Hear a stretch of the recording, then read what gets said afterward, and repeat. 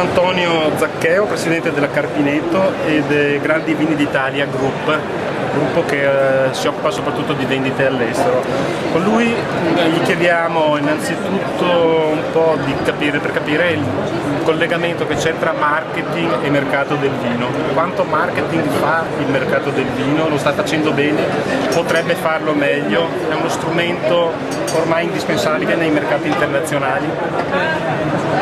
Il marketing nel settore vino è altrettanto importante come il marketing di qualunque prodotto di consumo, e specialmente poi sui mercati stranieri dove si è in competizione con altre aziende di tutto il mondo.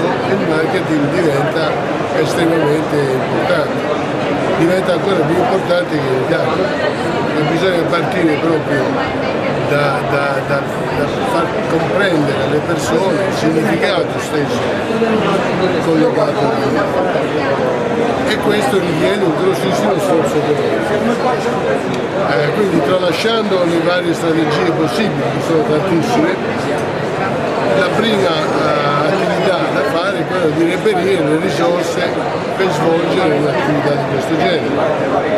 Ora, nel nostro settore sappiamo tutti che le aziende vinicole, anche le più grandi, non hanno un potenziale economico tale da poter fare delle strategie veramente che diano un impatto concreto. Quindi una delle strade da seguire è quella che abbiamo seguito noi, cioè quella di associarsi, di mettersi insieme con altri colleghi per creare appunto delle possibilità di potersi esprimere sui vari mercati.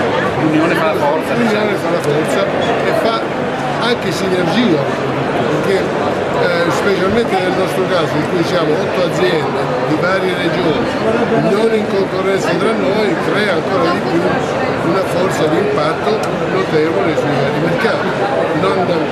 Non va trascurato neanche l'aspetto logistico, dove noi siamo in grado di in un'unica consegna vini di varie provenienze. Quindi questo ha un grosso vantaggio al servizio di chi ci importa. A questo poi bisogna aggiungere appunto il lavoro di marketing e merchandising che va fatto poi sul mercato a seconda della, ripeto, disponibilità finanziaria. Senta, qui al Vinitaly c'è un premio dedicato al packaging, quindi alle etichette, alle migliori confezioni del vino. Sì. Anche questo fa parte del marketing, quindi certo, l'immagine con cui il vino si presenta. Certo. Quanto valore ha, quanto le aziende soprattutto investono in un campo come questo?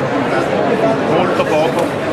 Diciamo che forse gli italiani sono quelli al mondo che più investono in questo settore, perché insomma gli italiani sono quelli che, se vogliamo, sono poi leader del design, nella qualità e nel buon gusto.